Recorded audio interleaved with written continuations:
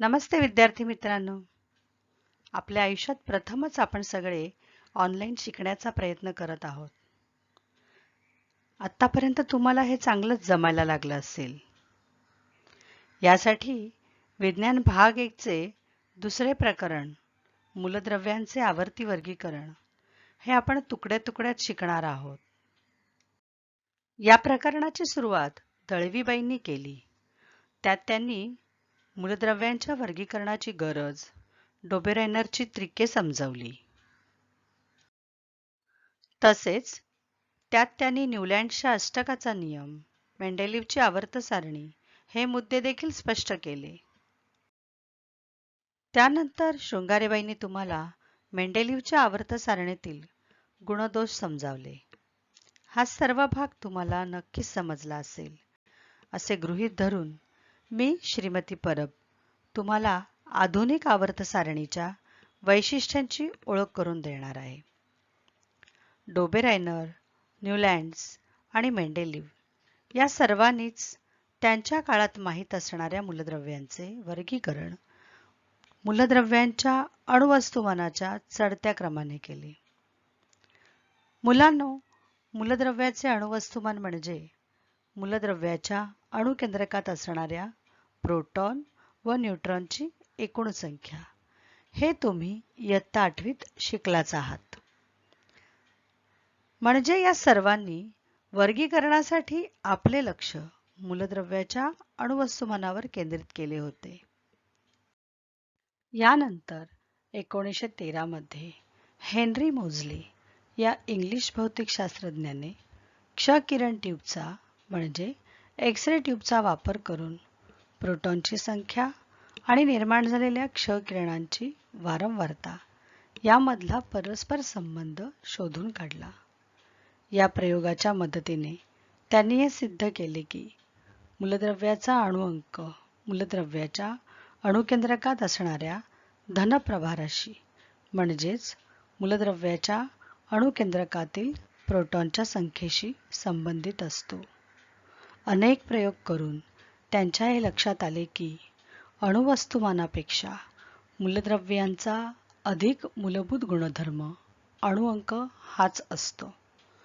म्हणजे मुलांनो, मूलद्रव्यांचे रासायनिक गुणधर्म त्यांच्या अणुअंकानुसार ठरतात. अणुअंक म्हणजे मूलद्रव्याच्या अणूमध्ये असणाऱ्या प्रोटॉन किंवा इलेक्ट्रॉन यांची संख्या होय. हे तुम्ही यापूर्वी शिकला आहात, नाही का? आतापर्यंत मूलद्रव्याच्या वर्गीकरणात मूलद्रव्याच्या अणुवस्तुमानावर भर देण्यात आली होती. मेंडेलीव यांनी मांडलेल्या आवर्त सारणीत देखील मूलद्रव्यांची मांडणी अणुवस्तुमानाच्या चढत्या क्रमाने करण्यात आली होती. मुलांनो, शास्त्रज्ञांच्या हे लक्षात आले होते की मूलद्रव्यांचे गुणधर्म हे त्यांच्या अणुवस्तुमानावर नाही तर त्यांच्या अणुअंकावर अवलंबून असतात. म्हणून मेंडेलीवच्या आवर्ती नियमात बदल करून आधुनिक आवर्ती नियम मांडण्यात आला. तो असा: मूलद्रव्यांचे गुणधर्म हे त्यांच्या अणुअंकांचे आवर्ती फल असतात. म्हणजे मूलद्रव्यांची मांडणी त्यांच्या अणुअंकाच्या चढत्या क्रमाने केली असता मूलद्रव्यांच्या गुणधर्मात ठराविक कालावधीनंतर साधर्म्य आढळून येते. म्हणजे ठराविक कालावधीनंतर समान गुणधर्म असणारी मूलद्रव्ये दिसून येतात. आधुनिक आवर्त सारणीमध्ये मूलद्रव्यांना त्यांच्या इलेक्ट्रॉन संरूपणाच्या आधारे समाविष्ट करण्यात आले आहे. इलेक्ट्रॉन संरूपण म्हणजे मूलद्रव्याच्या अणूमध्ये असणाऱ्या इलेक्ट्रॉन्सची त्यांच्या कक्षेनुसार केलेली वाटणी होय. मूलद्रव्याचे स्थान त्याचा अणुअंक व संज्ञा दर्शवते. म्हणजे आवर्त सारणीत मूलद्रव्याच्या स्थानावर त्याची संज्ञा व त्याचा अणुअंक दर्शवलेला असतो. आता आपण आधुनिक आवर्त सारणीची रचना अभ्यासूया. आधुनिक आवर्त सारणीमध्ये मूलद्रव्यांचे स्थान त्यांच्या इलेक्ट्रॉन संरूपणाच्या आधारे निश्चित करण्यात आले आहे. आधुनिक आवर्त सारणीमध्ये मूलद्रव्ये त्यांच्या अणुअंकाच्या चढत्या क्रमाने मांडलेली आहेत. सारणीमध्ये 7 आडव्या ओळी आहेत, त्यांना आवर्त म्हणतात, तर 18 उभे स्तंभ आहेत, त्यांना गण म्हणतात. स्क्रीनवर दिसणाऱ्या आकृतीत आडव्या ओळी म्हणजे आवर्त आणि उभे स्तंभ म्हणजे गण कसे ओळखायचे हे देखील दाखवले आहे. आधुनिक आवर्त सारणीतील आडव्या ओळी आणि उभे स्तंभ यांचा छेद एक चौकट असून त्या चौकटीमध्ये मूलद्रव्ये त्यांच्या संज्ञा व अणुअंकासहित दर्शवलेली आहेत. उदाहरणार्थ हायड्रोजनची संज्ञा H व त्याचा अणुअंक 1, सोडियमची संज्ञा Na आणि अणुअंक 11, तर क्लोरीनची संज्ञा Cl व अणुअंक 17. 7 आडव्या ओळींव्यतिरिक्त आवर्त सारणीच्या तळाशी आणखी 2 ओळी स्वतंत्रपणे दाखवल्या आहेत. त्यांना अनुक्रमे लॅन्थेनाइड श्रेणी आणि ॲक्टिनाइड श्रेणी असे म्हणतात. मुलांनो, समोर दिसणाऱ्या आवर्त सारणीत मी आत्ता सांगितलेले सगळे मुद्दे तुम्ही नीट पाहू शकता.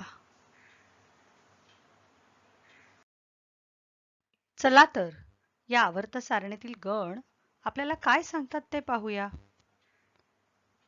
आधुनिक आवर्त सारणीमध्ये 18 गण आहेत. एका गणातील मूलद्रव्याच्या अणूंमधील संयोजी इलेक्ट्रॉनची संख्या म्हणजे त्यांच्या बाह्यतम कक्षेत असणाऱ्या इलेक्ट्रॉनची संख्या समान असते.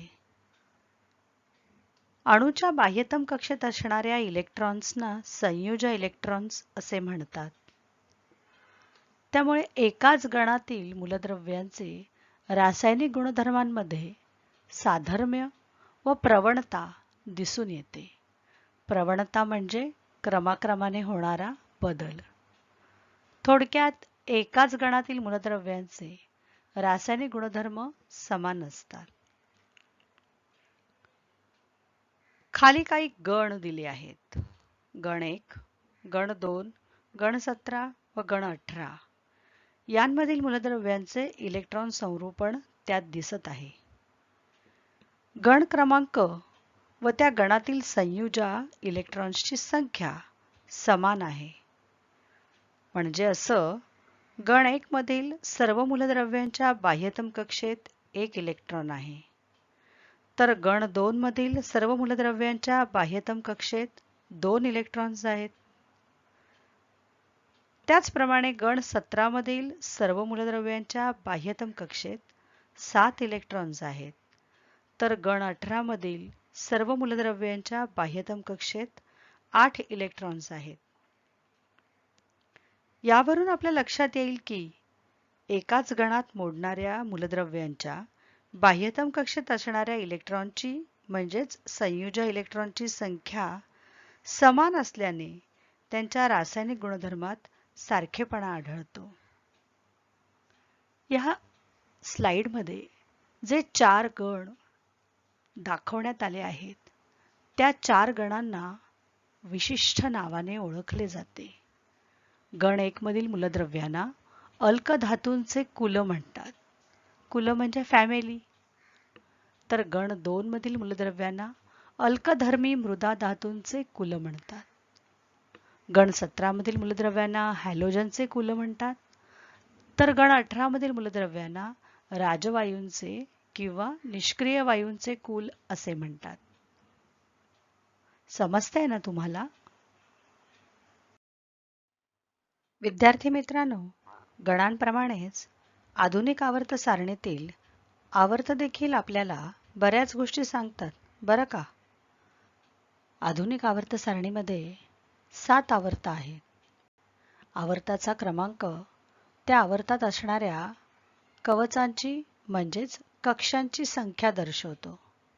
म्हणजे असं पहिल्या आवर्तात 1 कक्षा असते, दुसऱ्या आवर्तात 2 कक्षा असतात, तर तिसऱ्या आवर्तात 3 कक्षा असतात. प्रत्येक आवर्तात कवचांची संख्या एकसारखी असते.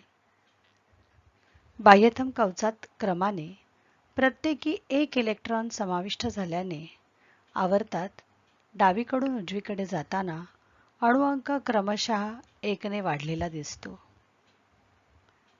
प्रत्येक आवर्ताची सुरुवात अल्कधातू मूलद्रव्याने होते, तर शेवट निष्क्रिय वायू मूलद्रव्याने होतो.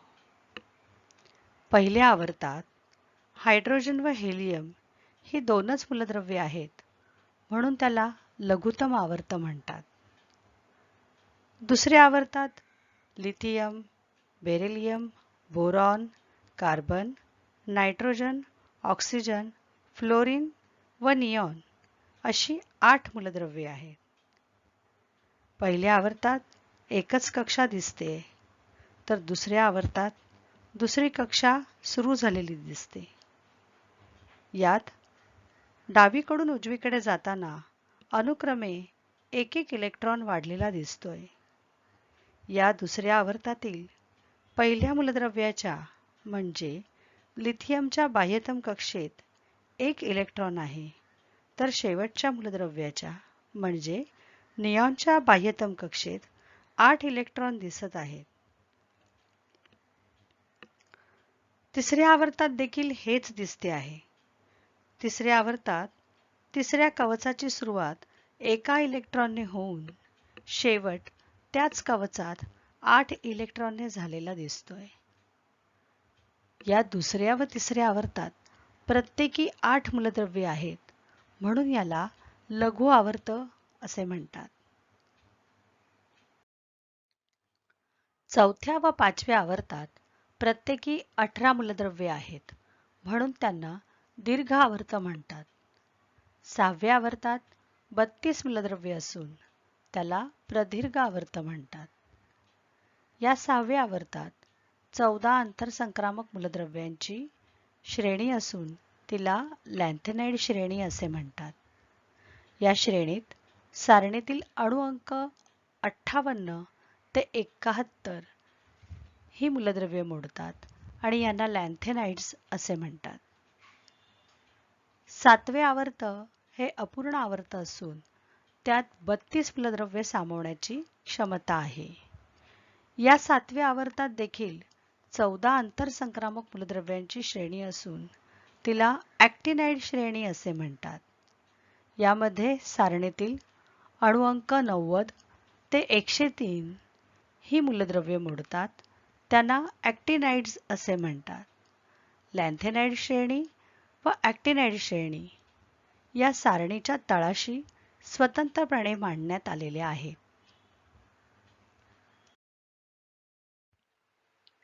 विद्यार्थी मित्रांनो, आवर्त सारणीतील मूलद्रव्यांचे त्यांच्या इलेक्ट्रॉन स्वरूपणाच्या आधारे 4 प्रकार आहेत. त्यापैकी पहिला प्रकार सामान्य मूलद्रव्ये. ज्या मूलद्रव्यांच्या अणूचे बाह्यतम एक कवच अपूर्ण असते त्यांना सामान्य मूलद्रव्ये म्हणतात. गण 1, गण 2 आणि गण 13 ते 17 मधील सर्व मूलद्रव्ये सामान्य मूलद्रव्ये आहेत.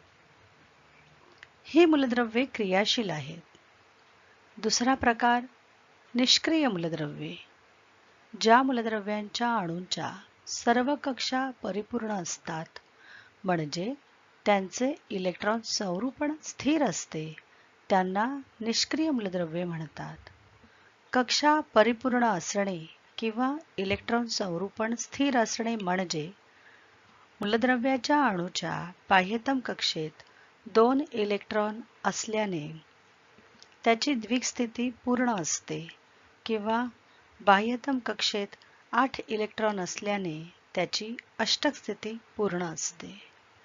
मूलद्रव्याच्या अणूला द्विक किंवा अष्टक स्थिती प्राप्त झाल्यावर त्यांची बाह्यतम कक्षा परिपूर्ण होते. त्यामुळे ही मूलद्रव्ये दुसऱ्या मूलद्रव्यांच्या अणूंबरोबर इलेक्ट्रॉन्सची देवाणघेवाण अथवा भागीदारी करत नाहीत. त्यामुळे ती कोणत्याही रासायनिक अभिक्रियेत देखील भाग घेत नाहीत. म्हणजेच ते निष्क्रिय असतात. ही सर्व मूलद्रव्ये वायुरूप असल्याने त्यांना निष्क्रिय वायू मूलद्रव्ये म्हणतात. तसेच या मूलद्रव्यांचे इलेक्ट्रॉन संरूपण परिपूर्ण असल्याने त्यांना राजवायू मूलद्रव्ये असेही म्हटले जाते. गण 18 मधील सर्व मूलद्रव्ये निष्क्रिय मूलद्रव्ये आहेत. तिसरा प्रकार संक्रामक मूलद्रव्ये. ज्या मूलद्रव्यांच्या अणूच्या बाह्यतम 2 कक्षा अपूर्ण असतात त्यांना संक्रामक मूलद्रव्ये म्हणतात. गण 3 ते 12 मधील सर्व मूलद्रव्ये संक्रामक मूलद्रव्ये आहेत. ही मूलद्रव्ये डी खंडात मोडतात. चौथा प्रकार आंतरसंक्रामक मूलद्रव्ये. ज्या मूलद्रव्यांच्या अणूंच्या बाह्यतम 3 कक्षा अपूर्ण असतात त्यांना आंतरसंक्रामक मूलद्रव्ये म्हणतात. आवर्त सारणीच्या तळाशी स्वतंत्रपणे मांडलेल्या लॅन्थेनाइड श्रेणी आणि ॲक्टिनाइड श्रेणींमधील मूलद्रव्ये आंतरसंक्रामक मूलद्रव्ये आहेत. ही मूलद्रव्ये एफ खंडात मोडतात. मूलद्रव्यांच्या प्रकारानुसार होणारे आवर्त सारणीचे विभाजन तुम्हाला स्क्रीनवर दिसतच आहे. मुलांनो, सामान्य मूलद्रव्यांची बाह्यतम 1 कक्षा अपूर्ण असते. संक्रामक मूलद्रव्यांच्या बाह्यतम 2 कक्षा अपूर्ण असतात आणि आंतरसंक्रामक मूलद्रव्यांच्या बाह्यतम 3 कक्षा अपूर्ण असतात. तर निष्क्रिय वायू मूलद्रव्यांच्या सगळ्या कक्षा परिपूर्ण असतात. हे तुम्हाला समजलं असेल. मुलांनो, या आधीच्या स्लाइडमध्ये आवर्त सारणीचे मूलद्रव्यांच्या प्रकारानुसार होणारे विभाजन आपण पाहिले. आता मूलद्रव्यांच्या इलेक्ट्रॉन संरूपणाच्या आधारे संपूर्ण आधुनिक आवर्त सारणीचे 4 खंडात विभाजन झाले आहे ते अभ्यासूया. पहिला खंड आहे एस खंड. हायड्रोजन सहित गण 1 व गण 2 मधील मूलद्रव्ये एस खंडात मोडतात. या मूलद्रव्यांच्या अणूंच्या बाह्यतम कक्षेत 1 किंवा 2 इलेक्ट्रॉन असतात. हायड्रोजन व्यतिरिक्त या खंडातील सर्व मूलद्रव्ये धातू आहेत. दुसरा खंड आहे पी खंड. गण 13 ते गण 18 मधील मूलद्रव्ये पी खंडात मोडतात. या मूलद्रव्यांच्या अणूंच्या बाह्यतम कक्षेत 3 ते 8 इलेक्ट्रॉन असतात. या खंडात धातू, अधातू व धातू सदृश्य अशा 3ही प्रकारची मूलद्रव्ये मोडतात. एस खंड व पी खंड यांमधील मूलद्रव्ये सामान्य मूलद्रव्ये आहेत. तिसरा खंड आहे डी खंड. गण 13 ते गण 18 मधील मूलद्रव्ये डी खंडात मोडतात. या खंडातील मूलद्रव्यांच्या बाह्यतम 2 कक्षा अपूर्ण असतात. या खंडातील सर्व मूलद्रव्ये धातू आहेत. या खंडातील मूलद्रव्ये संक्रामक मूलद्रव्ये आहेत. चौथा खंड आहे एफ खंड. आवर्त सारणीच्या तळाशी स्वतंत्रपणे मांडलेल्या लॅन्थेनाइड श्रेणी आणि ॲक्टिनाइड श्रेणींमधील सर्व मूलद्रव्ये ही एफ खंडात मोडतात. या खंडातील सर्व मूलद्रव्ये धातू आहेत. ही मूलद्रव्ये आंतरसंक्रामक मूलद्रव्ये आहेत. आवर्त सारणीचे खंडानुसार होणारे विभाजन स्क्रीनवरील आकृतीत आपल्याला दिसते आहे. आधुनिक आवर्त सारणीच्या पी खंडात एक नागमोडी रेषा दिसून येते. या नागमोडी रेषेच्या डाव्या बाजूला सर्व धातू तर उजव्या बाजूला सर्व अधातू आहेत. या नागमोडी रेषेच्या किनारीने धातू सदृश्य मूलद्रव्ये आहेत. खाली दिसणाऱ्या आकृतीत नागमोडी रेषा गुलाबी रंगाने दर्शवलेली आहे, तर धातू सदृश्य मूलद्रव्ये निळ्या रंगाने दर्शवलेली आहेत. जी मूलद्रव्ये धातू व अधातू या दोन्हींचे गुणधर्म दर्शवतात त्यांना धातू सदृश्य मूलद्रव्ये म्हणतात. ही नागमोडी रेषा डाव्या बाजूच्या धातूंना व उजव्या बाजूच्या अधातूंना वेगळे करते. खाली दिसणाऱ्या आकृतीत boron, silicon, germanium, arsenic, antimony, टेल्युरियम व पोलोनियम ही धातुसदृश्य मूलद्रव्ये तुम्ही पाहू शकता. आता आपण मेंडेलिव्हच्या आवर्त सारणीत दिसून येणाऱ्या त्रुटींचे निराकरण आधुनिक आवर्त सारणीत कसे झाले हे पाहूया. एकाच मूलद्रव्यांच्या सर्व समस्थानिकांमध्ये अणुवस्तुमान भिन्न परंतु अणुअंक समान असतात. मेंडेलिव्हच्या आवर्त सारणीमध्ये मूलद्रव्यांची मांडणी अणुवस्तुमानाच्या चढत्या क्रमाने केलेली असल्याने या समस्थानिकांना एकाच जागी ठेवता आले नाही, परंतु आधुनिक आवर्त सारणीमध्ये मात्र त्यांना एकाच जागी ठेवता आले. आधुनिक आवर्त सारणीमध्ये मूलद्रव्यांची मांडणी त्यांच्या अणुअंकांच्या चढत्या क्रमाने केलेली असल्याने मेंडेलिव्हच्या आवर्त सारणीमधील कोबाल्ट व निकेल या मूलद्रव्यांच्या स्थानात दिसून येणारी विसंगती आधुनिक आवर्त सारणीमध्ये नाहीशी झालेली दिसून येते. कोबाल्ट व निकेलचे अणुअंक अनुक्रमे 27 व 28 आहेत. त्यामुळे आधुनिक आवर्त सारणीमध्ये निकेलचे स्थान कोबाल्ट नंतर येते. त्याचप्रमाणे हायड्रोजनचे गुणधर्म अल्कधातू व हॅलोजन या दोन्ही गणाशी जुळणारे होते. त्यामुळे मेंडेलिव्हच्या आवर्त सारणीमध्ये हायड्रोजनसाठी निश्चित स्थान देता आले नाही, परंतु आधुनिक आवर्त सारणीमध्ये मात्र त्याला निश्चित स्थान मिळाले. त्याला अल्कधातूंच्या वर म्हणजे गण 1 च्या वर ठेवलेले आहे. विद्यार्थी मित्रांनो, मी केलेल्या या व्हिडिओद्वारे तुम्हाला आधुनिक आवर्त सारणीची रचना समजली असेल अशी मी आशा करते. या भागावर आधारित दिलेला गृहपाठ तुम्ही नक्कीच कराल याची मला खात्री आहे. धन्यवाद.